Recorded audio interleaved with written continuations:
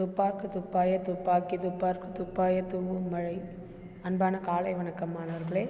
நாம் இன்று பார்க்க இருக்கும் பாடம் தமிழ் 7ஆம் வகுப்பு இயல் 7 துணைப்பாட பகுதியில் ஆற்று தண்ணீரை அள்ளி குடிக்கலாம் எனும் துணைப்பாடத்தை இங்கு நாம் பார்க்க இருக்கிறோம் மாணவர்களே. கோடை விடுமுறையின் போது கோகுல் தன் தங்கையுடன் தனது தாத்தா பாட்டியை காண சொந்த ஊருக்கு சென்றான். அக்கிராமம் இயற்கை வளம் மிகுந்தது. ஒரு நாள் அவன் தாத்தாவுடன் வயலுக்கு சென்றான். கோடை காலமானதால் கோகுலுக்கு தாகம் எடுத்தது. கோடை காலம்னா வெயில் காலம் இல்லையா, வெயில் மிகுதியாக இருக்கிறதுனால தான் அப்போது கோடை விடுமுறைன்னு ஒரு விடுமுறை விடுறாங்க. தாகமாக இருக்கிறது தாத்தா என்றான் கோகுல். இன்னும் 5 நிமிடம் பொறு, வயல் அருகில் ஆறு ஓடுகிறது. ஆற்றை அடைந்ததும் தண்ணீர் முழுக்க உனக்கு தான், அள்ளி அள்ளி குடிக்கலாம் என்றார் தாத்தா. இன்னும் கொஞ்சம் நேரம் பொறுத்துக்கோ, நம்ம வயலுக்கு போயிடுவோம். வயலுக்கு பக்கத்தில் ஆறு இருக்குது, ஆற்றுல தண்ணி ஓடுது, அது ஃபுல்லாக உனக்கு தானே, அள்ளி அள்ளி குடிக்கலாம். ஆற்று தண்ணீரா என்று முகம் சுளித்து தாத்தா, ஆற்று தண்ணீர் சுத்தமாக இருக்காது, எனக்கு பாட்டில் தண்ணீர் வாங்கி கொடுங்கள் என்றான் கோகுல். இன்னும் 10 நிமிஷத்தில் ஆற்றுக்கு போயிடுவோம், தண்ணீர் குடிக்கலான்னு சொன்னார் இல்லையா தாத்தா. உடனே கோகுலுக்கு ஒரே அதிர்ச்சி. ஆற்று தண்ணீரா, சுத்தமாக இருக்காது தாத்தா, எனக்கு பாட்டில் தண்ணீர் வாங்கி கொடுங்க. தாத்தா பெரிதாக சிரித்தார். பெயரா, நீ நமது ஊர் ஆற்று தண்ணீரை குடித்ததில்லை, அதனால்தான் இவ்வாறு சொல்கிறாய். ஒரே ஒரு முறை ஆற்று தண்ணீரை குடித்தால் மற்ற தண்ணீரை எல்லாம் மறந்து விடுவாய். அப்படி ஒரு சுவை, அப்படி ஒரு சுத்தம் என்றார் தாத்தா. ஆற்று தண்ணீரை, திறந்த வெளியில் தண்ணீரை குடிக்க முடியாதுல்ல, அதனால் ஆற்று தண்ணீர் வேணாம், எனக்கு பாட்டிலில் தண்ணீர் கொடுங்கன்னு கேட்குறான். அதற்கு தாத்தா என்ன சொல்கிறாரு, நீ நம்ம ஊர் ஆற்றுல தண்ணீர் குடித்ததில்லை, அதனால தான் நீ இப்படி பேசுகிற. ஒரு முறை குடிச்சுப்பார், அதுக்கப்புறம் மற்ற எல்லா தண்ணீரும் மறந்துடுவேன் அப்படின்னு சொல்கிறார். அவர் இப்படி சொன்ன போதும் கோகுல் அமைதியாகவில்லை, கொஞ்சம் ஐயத்துடன் நடந்தான். என்ன தாத்தா இப்படி சொல்லிட்டாரே அப்படின்னு டவுட்டோடு நடக்கிறான். அந்த காலத்தில் நமது ஊரில் புட்டி, அதாவது பாட்டில் தண்ணீர் வாங்கி குடிக்கும் பழக்கமே கிடையாது தெரியுமா கோகுல் அப்படின்னு தாத்தா கோகுல்கிட்ட சொல்கிறார். அப்படியா தாத்தா, எல்லாமே குழாய் தண்ணீர் தானா அப்படின்னு கேட்குறாரு. பாட்டில் தண்ணி இல்லைன்னொடனே அவனுக்கு குழாய் தண்ணீர் ஞாபகம் வந்துச்சு. அட, குழாய் தண்ணீர் எல்லாம் இப்பொழுது வந்தது, அன்றைக்கு எல்லாமே நீர் நிலைகளிலிருந்து நேரடியாக வருகிற தண்ணீர் தான். நீர்நிலையா அப்படி என்றால் என்ன தாத்தா? தண்ணீர் கிடைக்கிற இடத்துக்கு பெயர் நீர்நிலை எனப்படும். நாம் எந்த பகுதியில் இருக்கிறோம் என்பதை பொறுத்து நீர்நிலைகள் வெவ்வேறு பெயர்களில் அழைக்கப்படுகின்றன. நீர்நிலைகள் என்னென்னா, தண்ணி எங்கே கிடைக்குதோ அதுதான் நீர்நிலைன்னு சொல்லுவாங்க.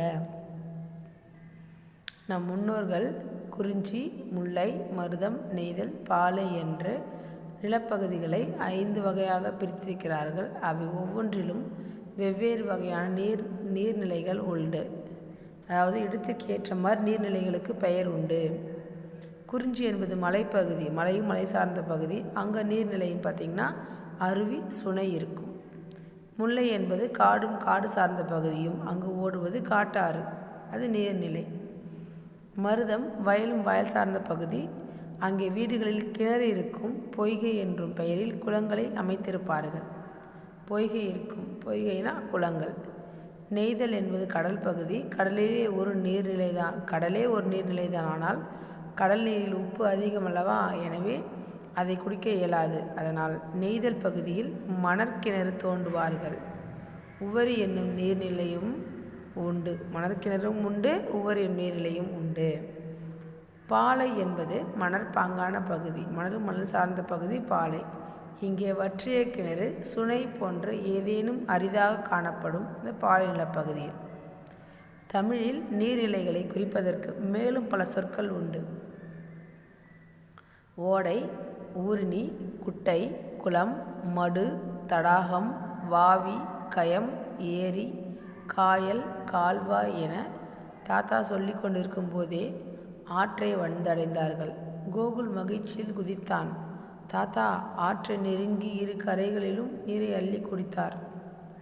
தாத்தா என்ன பண்ணுறாரு, ஆற்றுக்கிட்ட போயிட்டு 2 கைகளாலும் நீரை அள்ளி கரையில் நீரை அள்ளி குடித்தார்.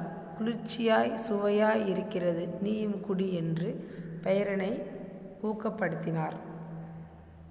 அவர் குடிச்சிட்டு என்ன சொல்கிறாரு, சில்லுன்னு இருக்குது, நல்லா சுவையாக இருக்குது, நீயும் அள்ளி குடி அப்படின்னு அவர் குடிச்சிட்டார். அவனும் அள்ளி குடித்து சுவைத்து மகிழ்ந்தான்.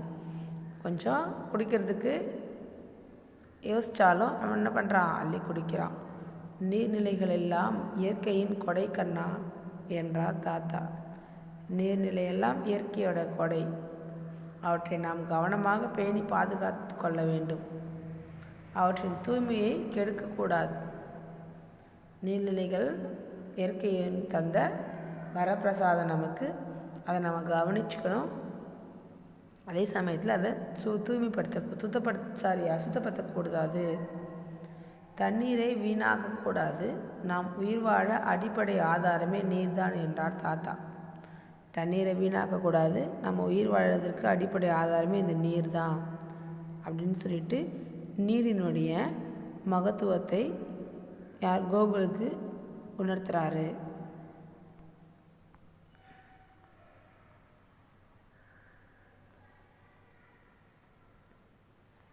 அதுவும் இந்த காலத்தில் நீர் என்பது மிகவும் அவசியமான ஒன்று.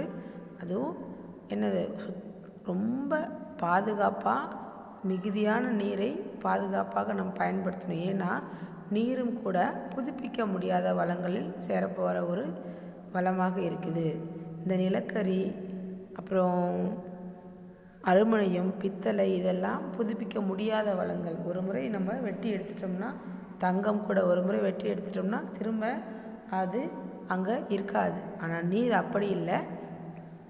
ஒரு முறை பயன்படுத்தினா மறுமுறை மழை பொழிந்து நமக்கு அந்த நீர் வந்துடும். ஆனாலும் இப்போது மழை அளவு குறைந்து கொண்டே போக போக நீரும் புதுப்பிக்க முடியாத வளங்களில் சேர்க்கப்பட போகிறதாக தெரிகிறது. அந்த அளவுக்கு நாம் நீரை இழந்து கொண்டிருக்கிறோம் மாணவர்களே.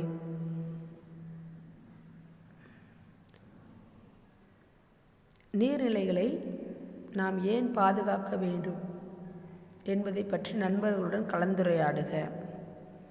நீர்நிலைகளுக்கு வழங்கும் வேறு பெயர்களை எழுதி படம் ஒட்டி வருக. நீர்நிலைகள் மாசு அடைய காரணம் என்ன, அவற்றை காப்பதன் வழிமுறை என்ன என்பது பற்றி தொகுத்து எழுதுக.